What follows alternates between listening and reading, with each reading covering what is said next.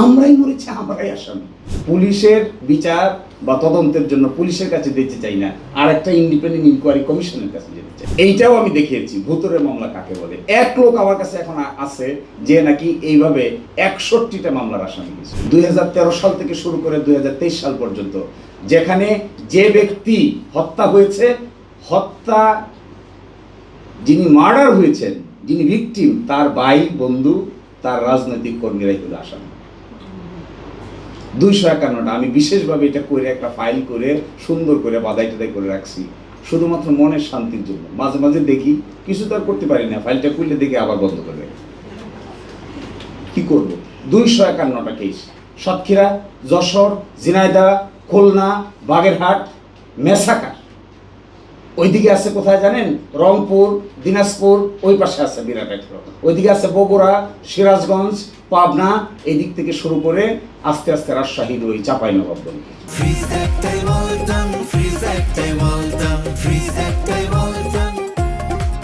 আসামিকে, আসামি হলো অমুক, মৃত্যুবরণ করেছে কে? তার এই দলের সিনিয়র ব্রাদার মিছিল করতে গিয়ে পুলিশের গুলিতে মৃত্যু হয়েছে, পুলিশের কেউ আসামি না, আসামি হলেন তার জুনিয়র পলিটিক্যাল অ্যাক্টিভিস্ট। আশ্চর্য ব্যাপার, আমি মরলাম, আমি আসামি, আমরাই মরেছি, আমরাই আসামি। হায় হায় খোদা, ধরনী তো দ্বিধা বিভক্ত হয়ে যাবে এগুলো শুনলে। পৃথিবীর কোথাও এগুলো আছে কিনা আল্লাহ ছাড়া কেউ বলতে পারবে। মরে আসামি জেলে যাচ্ছে। গত বুধবার এক কেস করে আসলাম আপিলের ডিভিশনে, এইরকম এক আসামিকে এইবারকার পুলিশ, তখনকার দিনে একটা ওয়ারেন্ট হয়েছিল, কগনিজেন্সের পরে ওয়ারেন্ট হয়, আইনের টেকনিক্যাল টার্ম আপনারা হয়তো অনেকেই ধারণা থাকবে না। কগনিজেন্স হয়ে যাওয়ার পরে ওয়ারেন্ট হয়েছে, ওয়ারেন্ট হলে পরে তাকে বাড়ি থেকে ধরে নিয়ে আসছে এই মে মাসে। মামলা কবে? 2013 সালে। মৃত্যুবরণ করেছে কে? তারই আরেকজন সহকর্মী। হাইকোর্ট তাকে বেল দিয়েছে, সেশনস কোর্ট বেল দেয় না। সরকার আবার তার বেল ঠেকানোর জন্য হাইকোর্টের আদেশের বিরুদ্ধে সুপ্রিম কোর্টে গেছে। কারে? আমি যখন ফাইলটা পড়ে শুধু দর্শক দেখালাম, মাইলট দেখেন না মরছে কে, আসামি কে।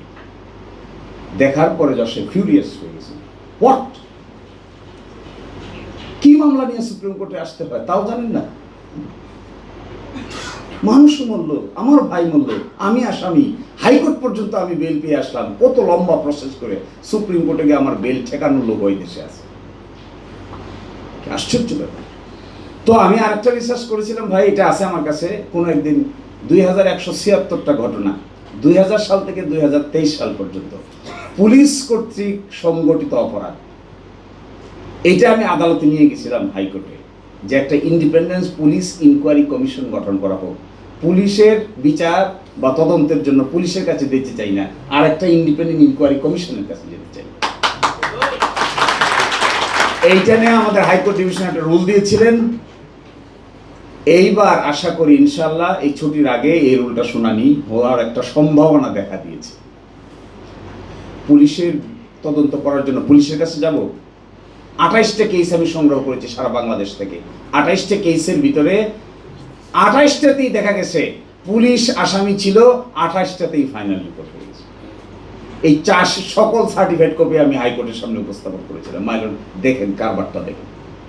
এমনকি তাই এই 28টা মামলার ভিতরে আবার 21 জনকে, তার পরিবারকে উল্টা ভুতুড়ে মামলার আসামি করা হয়েছে।